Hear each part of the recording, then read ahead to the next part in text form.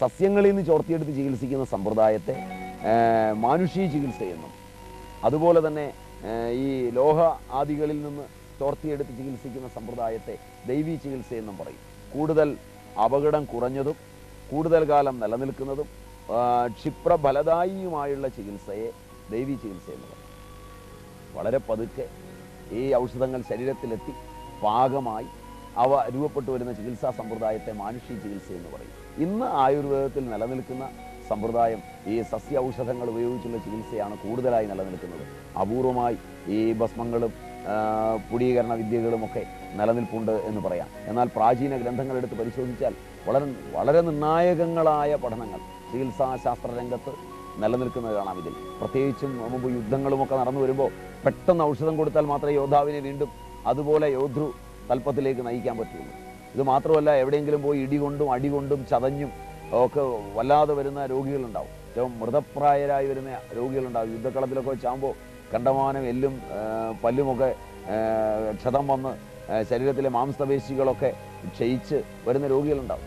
അവർക്കുള്ള ഔഷധങ്ങളൊക്കെ നിശ്ചയിക്കുമ്പോൾ വളരെ ക്ഷിപ്രഫലദായി ഒരു ഔഷധം കൊടുത്തെങ്കിൽ മാത്രമേ പറ്റുള്ളൂ. അതിന് പണ്ടുള്ളവർ ഉപയോഗിച്ച ഔഷധങ്ങളൊക്കെ കേട്ടാൽ തന്നെ നമ്മൾ അത്ഭുതപ്പെടും. അട്ടയെ വരെ ഉപയോഗിച്ചിരുന്നു. കറുത്ത അട്ടയും അയമോദകവും അരിയും വളരെ ഇതായി ഉപയോഗിച്ചിരുന്നു. അരിയും അയമോദകവും വറുത്ത്, അട്ടയും വറുത്ത്, ചെന്നിനായകം ചേർത്ത് നല്ലതുപോലെ അരച്ച് ഉരുട്ടി ആ ഉരുള ഒരു 14 ദിവസം കൊടുക്കുമ്പോൾ രോഗി ഏറ്റെടുക്കും. പക്ഷേ രോഗി അറിയരുത് ഈ അട്ടയാണ് മരുന്നായി കൊടുത്തതെന്ന്. രോഗി അറിയരുതെന്ന് വിധിയിൽ തന്നെ പ്രത്യേകം എഴുതിയിട്ടുണ്ട്. തളർന്നു കിടക്കുന്നവൻ ഏറ്റവും ഓടുന്നതാണ്. അപ്പോൾ അങ്ങനെയുള്ള ഔഷധങ്ങളൊക്കെ കണ്ടെത്തിയതിൽ ഏതുതരം റിസർച്ചിലൂടെയാണ് ഇവർ കണ്ടെത്തിയത്? ഔഷധങ്ങളെ എങ്ങനെയാണ് കൽപ്പന ചെയ്തത്? അപ്പോൾ ജീവികളുടെ പല ഭാഗങ്ങളും, എല്ലാ ജീവികളും പ്രസവിക്കുമ്പോഴുള്ള ആദ്യത്തെ പ്രസവിച്ച കുഞ്ഞിൻ്റെ ആദ്യത്തെ മലം ഔഷധയോഗ്യമായി ഉപയോഗിച്ചു. പ്ലാസൻ്റ ഉപയോഗിച്ചു. അപ്പോൾ ഇന്ന് കേരളത്തിൽ അനേകം കുട്ടികളിൽ കാണാവുന്ന ഒരു പ്രത്യേകത, അവരുടെ ഗർഭാശയം വളർന്നു വരാത്തൊരു രോഗം ഇന്ന് കാണാം. ഹോർമോണുകൾ കൊടുത്തു പോലും പറ്റാതെ പരാജയപ്പെട്ട് ചിലരൊക്കെ വിവാഹം കഴിച്ചിട്ടും ഗർഭാശയം വളരാതെ, കാരണം കാലക്രമത്തിൽ വളരുമെന്നൊക്കെ ഗൈനക്കോളജിസ്റ്റ് പറഞ്ഞ് വിവാഹം കഴിച്ച് ഒരുപാട് ആളുകൾ കാണാം. അവിടെയൊക്കെ പ്ലാസൻ്റ ഉപയോഗിക്കാൻ പറയുന്നു. 2 മാസമായ പ്ലാസൻ്റ എംബ്രിയോയോടുകൂടി, ഭ്രൂണത്തോടുകൂടി ഉപയോഗിക്കാൻ പറയുന്നു. പച്ചയ്ക്ക് തന്നെ ഉപയോഗിക്കാൻ പറയുന്ന ഗ്രന്ഥങ്ങളുണ്ട്. അപ്പോൾ അങ്ങനെയുള്ള പഠനങ്ങളൊക്കെ എങ്ങനെയാണെന്ന് നടത്തിയിട്ടുണ്ടാവുക? അവയുടെയൊക്കെ ഫലസിദ്ധിയെക്കുറിച്ച് എങ്ങനെയാണ് ഇന്ന് ഗവേഷണം നടത്തി കണ്ടുപിടിക്കുക? ഇത്തരം പ്രശ്നങ്ങളൊക്കെ ഈ ശാസ്ത്രത്തിൻ്റെ ശാഖയിൽപ്പെടും. ഇങ്ങനെയുള്ള വളരെ ഗുഹ്യങ്ങളായ മരുന്നുകൾ എന്ന് പറഞ്ഞാൽ പുറത്തേക്ക് പറയരുതാത്ത മരുന്നുകൾ, ഉദാഹരണത്തിന് ജലാസവം, ശിവാംബു, ഇവയൊക്കെ ഉപയോഗിച്ചുള്ള മരുന്നുകൾ. ശിവാംബു എന്നും ജലാസവം എന്നും ഒക്കെ പറയുമ്പോൾ, ജലാസവം എന്ന് പറയുമ്പോൾ ഗോമൂത്രം കൊണ്ടുള്ള അരിഷ്ടമാണ്. അതിന് ജലാസവം എന്ന് പേരിട്ടിരിക്കുന്ന ഗോമൂത്രമാണ് ഈ കൊടുക്കുന്നതെന്ന് അറിഞ്ഞാൽ രോഗിക്ക് വിഷമമുണ്ടാവും. രോഗി നമ്മളെ തല്ലും. അതിന് ഇടവരാതിരിക്കാൻ അതിന് ജലാസവം എന്ന് പേരിടും. അതുപോലെ തന്നെ ശിവാംബുവാണ് കൊടുത്തതെന്ന് പറഞ്ഞു കഴിഞ്ഞാൽ മനുഷ്യൻ്റെ മൂത്രമാണ്. പുരുഷന് സ്ത്രീയുടെ മൂത്രവും സ്ത്രീക്ക് പുരുഷൻ്റെ മൂത്രവും ഒക്കെ ഔഷധമാണെന്ന് എഴുതി വെച്ച ഗ്രന്ഥങ്ങൾ, അവയനുസരിച്ചുള്ളതായ ഫലസിദ്ധികൾ, ഇങ്ങനെയൊക്കെ വരുന്ന ഒരുപാട് കാര്യങ്ങൾ അടങ്ങുന്നു. അതായത് സസ്യങ്ങളും ജീവികളുടെ ഭാഗങ്ങളും, ജീവികളുടെ ശരീരഭാഗമാകാം, ജീവികളുടെ വിസർജന വസ്തുക്കളാകാം, ഇവയൊക്കെ ഔഷധമായി ഉപയോഗിച്ചിട്ടുള്ള വളരെ നിർണായകങ്ങളായ പഠനങ്ങളെല്ലാം ഔഷധത്തോട് ചേർന്നുള്ള പ്രയോഗങ്ങളാണ്. ഇതിൽ തന്നെ പിന്നീട് ശസ്ത്രക്രിയാരംഗത്ത് ഉപയോഗിക്കുന്ന ഔഷധങ്ങൾ, അത് പ്രത്യേക ഔഷധങ്ങളാണ്. ശസ്ത്രക്രിയാ വേളകളിൽ ഔഷധങ്ങൾ ആ ശസ്ത്രക്രിയയിൽ നിന്ന് വരുന്ന ദോഷങ്ങൾ മാറാൻ, ശസ്ത്രക്രിയ ചെയ്യുന്നതിന് വേണ്ടി വരുമ്പോൾ ബോധം കെടുത്താൻ ചൈതന്യ നിഹന്ത്രുകം, വെടിയുപ്പും നായ്ക്കുരണപ്പരിപ്പും ചേർത്തൊരു ചൈതന്യ നിഹന്ത്രുകമുണ്ട് പ്രാചീന ഗ്രന്ഥങ്ങളിലൊന്നും. അപ്പോൾ ഇങ്ങനെ വരുന്ന ചൈതന്യ നിഹന്ത്രുകങ്ങൾ, അതായത് രോഗിയുടെ ഏത് അവയവം എത്ര നേരത്തേക്ക് ചൈതന്യം ഇല്ലാതാക്കി വെക്കണമോ അങ്ങനെ ചെയ്തിട്ട് രോഗിയെ ശസ്ത്രക്രിയയ്ക്ക് വിധേയമാക്കണം. ശസ്ത്രക്രിയയിൽ നിയമങ്ങൾ ഇന്നത്തേക്കാൾ വളരെ ആഴത്തിലുള്ള നിയമ പഠനങ്ങൾ, മെഡിക്കൽ ലോസ്. കാരണം ശസ്ത്രക്രിയയ്ക്ക് വിധേയമാകുന്നതിന് മുമ്പ് ഒന്നാമത് ശസ്ത്രക്രിയ ഒരിക്കലും സാർവലൗകികമായി സ്വീകരിക്കരുത് എന്ന പ്രാചീനൻ്റെ ആദ്യത്തെ നിയമം. ശസ്ത്രക്രിയയ്ക്ക് വിധേയമാകുമ്പോൾ വെച്ചുപിടിപ്പിക്കുന്ന അവയവം സ്വന്തം ശരീരത്തിൽ നിന്നോ തന്നെയോ രക്തബന്ധമുള്ളവരിൽ നിന്ന് മാത്രമോ തിരഞ്ഞെടുക്കണമെന്നുള്ള ഏറ്റവും വലിയ നിയമം. ഇന്നിപ്പോൾ ആ നിയമം മാറുമ്പോൾ നമ്മൾ ഇന്ന് അനുഭവിക്കുന്ന ഏറ്റവും വലിയ വേദന, രക്തബന്ധമുള്ളവരുടെ ഒരു വൃക്ക എടുത്ത് രോഗിക്ക് വെച്ചാൽ മാത്രമേ അപകടമില്ലാതെ അവർക്ക് പ്രവർത്തിക്കുന്നുള്ളൂ എന്നുള്ളത് ഇന്ന് പരക്കെ അറിയപ്പെടുന്ന കാര്യമാണ്. വെല്ലൂർ പോലുള്ള മെഡിക്കൽ കോളേജുകളിൽ രക്തബന്ധമുള്ളവരെ കൊണ്ടുവന്നാൽ മാത്രമേ എടുക്കുകയുള്ളൂ. എന്നോട് കേരളത്തിലൊക്കെ ഇന്ന് വ്യാപകമായ തോതിൽ വൃക്ക ശസ്ത്രക്രിയാ രംഗത്ത് പല സ്വകാര്യ ആശുപത്രികളും വൃക്ക രക്തബന്ധമുള്ളവരിൽ നിന്നാണ് വാങ്ങിച്ചതെന്ന് കള്ളർ റെക്കാർഡുകൾ ഉണ്ടാക്കുകയും വൃക്ക വിലയ്ക്ക് വാങ്ങിക്കുകയും അവസാനം ആ വൃക്ക വെച്ച് കഴിഞ്ഞും പ്രയോജനമില്ലാതാകുകയും വൃക്ക കൊടുത്തവനൊരു ഫ്രിഡ്ജും ഒരു ടി വിയും മതി എന്ന് പറയുമ്പോൾ ആ കാശ് കൊടുത്തിട്ട് അതിൻ്റെ 10 മടങ്ങ് കാശ് വൃക്ക വെച്ചു പിടിപ്പിക്കുന്നവനോട് വാങ്ങിക്കുകയും ഒക്കെ ചെയ്യുന്ന കാര്യങ്ങൾ നിങ്ങൾ പത്രത്തിൽ വായിക്കുന്ന സമയമാണ്. പക്ഷെ അതേ സമയത്ത് ഇത്തരം ശസ്ത്രക്രിയകളൊക്കെ നടത്തുമ്പോൾ മാറ്റിവെക്കൽ ശസ്ത്രക്രിയകൾ, ഏറ്റവും നല്ല ശസ്ത്രക്രിയയിലൊന്ന് ആസുര ചികിത്സയിൽ ഏറ്റവും നല്ല ഒരെണ്ണം നിങ്ങൾക്ക് കാണാൻ തന്നെ, ചിത്രത്തിലൂടെ കാണാൻ തന്നെ പറ്റുന്നതാണ് സുശ്രുതൻ്റെ പാർക്ക് ഡേവിസിൻ്റെ ചിത്രത്തിൽ. അത് കവിളിൽ നിന്ന് മാംസമെടുത്ത്, രോഗിയുടെ തന്നെ കവിളിൽ നിന്ന് മാംസമെടുത്ത് കൃത്രിമമായ കർണം വെച്ചുപിടിപ്പിക്കുന്ന ചിത്രമാണ്. ഏത് ഡോക്ടറുടെ സ്വീകരണ മുറിയിൽ ചെന്നാലും പണ്ട് കാലത്ത് ഇത് കാണാമായിരുന്നു.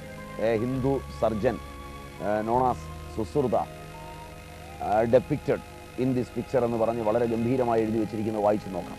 അപ്പോൾ അന്ന് കൃത്രിമമായി അവയവങ്ങൾ വെച്ചുപിടിപ്പിച്ചിരുന്നു. കൃത്രിമമായ അവയവങ്ങൾ വെച്ചുപിടിപ്പിക്കൽ, അതുപോലെ തന്നെ മനുഷ്യൻ്റെ മാത്രമല്ല ചില ജീവികളുടെ ആന്തരാവയവങ്ങൾ മനുഷ്യ ശരീരത്തിൽ വെച്ചുപിടിപ്പിക്കൽ, വൈദിക കാലത്തിലൊക്കെ സങ്കീർണങ്ങളായി ശസ്ത്രക്രിയയുടെ ഒട്ടേറെ പഠനങ്ങൾ കാണാം. അത് ആസുര ചികിത്സയിൽപ്പെടും. അവിടെ ഉപയോഗിക്കേണ്ട ഔഷധങ്ങൾ പ്രത്യേക ഔഷധങ്ങളാണ്. അവിടെ ഉപയോഗിക്കേണ്ട രീതികൾ, ശസ്ത്രക്രിയാ രംഗത്ത് ഉള്ളിലുള്ള ഒരു ശസ്ത്രക്രിയയാണ് നടത്തുന്നതെങ്കിൽ അതിന് തുന്നിക്കൂട്ടുന്ന നൂല് പിന്നീട് എടുത്തു കളയാൻ പറ്റില്ല, അതിന് വീണ്ടും ശസ്ത്രക്രിയ ചെയ്യേണ്ടി വരും. അപ്പോൾ ആ നൂലില്ലാതെ ശസ്ത്രക്രിയ കഴിഞ്ഞാൽ അതെങ്ങനെയാണ് തന്നെത്താൻ പോകുന്നത്? അതിന് ബയോ വസ്തുക്കൾ, അതായത് ജൈവ വസ്തുക്കൾ എങ്ങനെ ഉപയോഗിക്കാം, അവ ഉപയോഗിച്ച് എങ്ങനെ തിന്നാം. ചരകിനും മറ്റും ഇതേക്കുറിച്ച് പഠനം നടത്തിയതായി കാണാവുന്നതാണ്. അത് ഈ അടുത്ത കാലത്ത് BBC ഒരെണ്ണം കാണിക്കുകയും ചെയ്തിട്ടുണ്ടെന്ന് തോന്നുന്നു. അപ്പോൾ അങ്ങനെയുള്ള നിർണായകങ്ങളായ പഠനങ്ങളും അതിനുപയോഗിച്ച ഔഷധങ്ങളും. അപ്പോൾ ഔഷധങ്ങളെ മൂന്നായി നമ്മൾ തിരിച്ചാൽ, ദൈവീ ചികിത്സയിൽ ഉപയോഗിക്കുന്ന രസ ഔഷധങ്ങൾ ഉൾപ്പെടെയുള്ള ഔഷധങ്ങൾ, അതിൽ രസവും ഗന്ധകവും മാത്രം ചേർന്ന് വരുന്ന ചികിത്സാവിധികളെ പറ്റിയുള്ള പഠനം തന്നെ വളരെ വിപുലമായി രസേശ്വരവാദം എന്ന പേരിൽ അറിയപ്പെടും. അത് പിന്നീട് ഒരു ഈശ്വരചിന്ത പോലെ, ഒരു മതം പോലെയൊക്കെ ആയിത്തീർന്നിട്ടുണ്ട്. അതിൽ അന്ധവിശ്വാസങ്ങളും ഒക്കെ പിന്നീട് കൂടുതൽ കടന്നുകൂടിയിട്ടുണ്ട്. അതിൻ്റെ പേരിൽ മർക്കുറി കൊണ്ടുണ്ടാക്കിയ ഗണപതിയും മർക്കുറി കൊണ്ടുണ്ടാക്കിയ ദേവതാ വിഗ്രഹങ്ങളും ഒക്കെ മർക്കുറി കെട്ടാൻ അറിയാവുന്നവർ ഇറക്കുകയും അത് തൊട്ടാലും പൂജിച്ചാലും ഒക്കെ പ്രയോജനം വരുമെന്ന് വരെ എത്തിച്ചേരണമെന്നുണ്ടെങ്കിൽ മർക്കുറി മനുഷ്യ ശരീരത്തിലും രോഗരംഗത്തും നടത്തിയ അത്ഭുതങ്ങളുടെ വളർച്ച എത്രയാണെന്ന് കാണിക്കുന്നുവെന്ന് വേണം മനസ്സിലാക്കാൻ. അല്ലാതെ അതിനെ അന്ധവിശ്വാസമായി തള്ളിക്കളയുന്നതിനേക്കാൾ അവ എത്രത്തോളം മനുഷ്യൻ്റെ ജീവിതവുമായി ബന്ധപ്പെട്ടു, ഏറ്റവും അപകടകാരിയായ രസം ഏറ്റവും കൂടുതൽ ഉപകാരിയായി തീർന്നതിലൂടെ മനുഷ്യൻ്റെ വിശ്വാസ പ്രമാണങ്ങൾ എത്ര വളർന്നു എന്ന് കാണിക്കുന്നതാണ് ആ രംഗമല്ല. ഇപ്പോൾ മർക്കുറി ഉപയോഗിച്ചുള്ള ഒരുപാട് പ്രയോഗങ്ങൾ, ഗന്ധകം ഉപയോഗിച്ചുള്ള പ്രയോഗങ്ങൾ, അതിൽ നിന്ന് ഗന്ധകവും മർക്കുറിയും ശിവനോടും പാർവതിയോടും ബന്ധപ്പെട്ടതാണെന്നും ഒന്ന് ശിവന്റെ ബീജമാണെന്നും സൂതം എന്നുമൊക്കെയുള്ള പേരുകൾ, ഇങ്ങനെയുള്ളതായ കാൽപ്പനികങ്ങളായ കവിതകൾ കലർന്ന പഠനങ്ങൾ, അവയൊക്കെ ആധുനിക പഠനത്തിൽ അവയെ നിഷേധിക്കാൻ പര്യാപ്തമായെങ്കിൽ പ്രാചീന പഠനത്തിൽ അവയെ വിശ്വസിക്കാനും ആരാധിക്കാനുമുള്ള കാരണവുമായി തീർന്നിട്ടുണ്ട്. അപ്പോൾ രണ്ടു തരത്തിലും അത് പ്രയോജനവും നിഷ്പ്രയോജനവും ഉണ്ടാക്കിയിട്ടുണ്ടെങ്കിലും അതിൻ്റെ അന്വേഷണ തപസ്യ കൊണ്ടുപോകാൻ കഴിയുമെങ്കിൽ ഇന്നും ഏറ്റവും ഫലപ്രദങ്ങളായ ഔഷധങ്ങളെ അവയിൽ നിന്ന് രൂപപ്പെടുത്തിയെടുക്കുവാൻ കഴിയും. ഇങ്ങനെയുള്ള നിർണായകങ്ങളായ പഠനങ്ങൾ നമുക്ക് ദൈവീ ചികിത്സയുടെ ഒരു ഭാഗമായ രസവും ഗന്ധകവും മാത്രം ഉൾപ്പെടുന്നത്. ഗന്ധകം മാത്രം ഉപയോഗിച്ചുള്ള ഒട്ടേറെ ഔഷധങ്ങൾ, ഒട്ടേറെ പ്രയോഗങ്ങൾ, ഗന്ധകത്തിൻ്റെ ശുദ്ധീകരണ പ്രക്രിയകൾ, ആ ഗന്ധകം ഉപയോഗിച്ച് വരുന്ന ഗന്ധക രസായനാദികൾ, ഗന്ധകം ഉപയോഗിച്ച് വരുന്ന ഗന്ധക ഭസ്മങ്ങൾ, ഇവയൊക്കെ വളരെയേറെ വിപുലമായൊരു ശാഖയാണ്. അത് കഴിഞ്ഞാൽ പിന്നെ വരുന്ന മുമ്പ് പറഞ്ഞ ലോഹങ്ങൾ. ലോഹം എന്ന് പറയുമ്പോൾ, ലോഹം എന്നുള്ള സംജ്ഞ സംസ്കൃതത്തിൽ പറയുമ്പോൾ ഇരുമ്പെന്ന് മാത്രമേ അർത്ഥം വരും. അത് തന്നെ പഴകിയതാകുമ്പോൾ മണ്ടൂരമെന്നാണ്, പുരാണകിട്ടം എന്നൊക്കെ പറയും. അപ്പോൾ അങ്ങനെ വരുന്ന ഇത് ലാവയായി ഒഴുകി വരുന്നത് ഉപയോഗിച്ചുള്ള ചില സ്ഥലങ്ങളിൽ പർവ്വതങ്ങളൊക്കെ പൊട്ടി ലാവ വരും. അവ ഇങ്ങനെ പരന്നു കിടക്കും. അവയൊക്കെ പോയി എടുത്തുകൊണ്ടുവന്ന് അവയിലടങ്ങിയിരിക്കുന്ന ഖനിജങ്ങൾ ഉപയോഗിച്ചുള്ള ഔഷധ പ്രയോഗങ്ങൾ. അതുപോലെ തന്നെ വെള്ളി ഉപയോഗിച്ച്, ചെമ്പ് ഉപയോഗിച്ച് അവയൊക്കെ ശുദ്ധീകരിക്കുന്ന പ്രക്രിയകൾ, അത് നമുക്ക് വിപുലമായി പഠിക്കാവുന്നതാണ്. അത് വളരെ വിപുലമായ ഒരു ശാഖയായി അത് മാത്രം എടുത്തിട്ട് സിദ്ധ എന്ന പേരിൽ തമിഴ്നാട്ടിലൊക്കെ ഇന്ന് നിലനിൽപ്പുണ്ട്. ഇതൊക്കെ ആയുർവേദത്തിൻ്റെ ഭാഗം തന്നെയാണ്. അല്ലാതെ ഇത് ആയുർവേദത്തിൽ നിന്ന് വേറിട്ട് പ്രത്യേകിച്ച് ഒരു ശാസ്ത്രശാഖയോ പിന്നീടൊരു കാലത്ത് കണ്ടുപിടിച്ചതൊന്നുമല്ല. ആയുർവേദത്തോടൊപ്പം വളർന്നു വന്നതും ആയുർവേദത്തിലെ ഔഷധങ്ങളോടൊപ്പം കൊടുത്തു വന്നിട്ടുള്ളതും ആയുർവേദ ഗ്രന്ഥങ്ങളിൽ ഭൈഷജ്യരത്നാവലി പോലുള്ള ആയുർവേദ ഗ്രന്ഥങ്ങളിൽ തന്നെ വിവരിച്ചിട്ടുള്ളതും ഉള്ള ഔഷധങ്ങളാണ്.